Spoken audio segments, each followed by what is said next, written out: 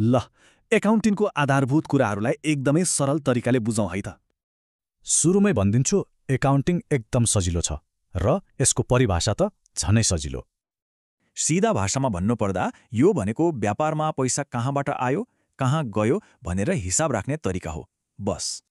तर किन चाहियो त यो हिसाब किताब? यसले के कुराको जवाब दिन्छ होला? यसले मुख्य कुराहरू बताउँछ, कति कमाइयो, कति खर्च भयो, अनि अन्त्यमा नाफा भयो कि घाटा। अनि रमाइलो कुरा के छ भने यो पुरै सिस्टम एउटै सरल नियममा टिकेको छ। यो हो डेबिट र क्रेडिटको गोल्डन रुल।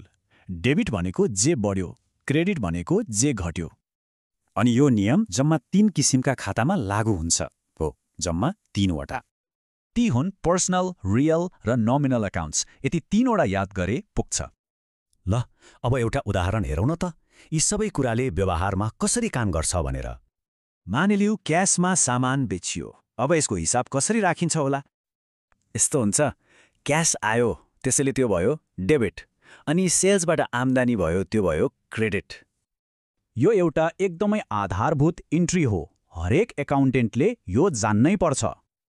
त्यसो भए अहिलेसम्म के बुझियो? एकाउन्टिङ भनेको हिसाबको सरल सिस्टम हो जुन डेबिट क्रेडिटको नियममा चल्छ।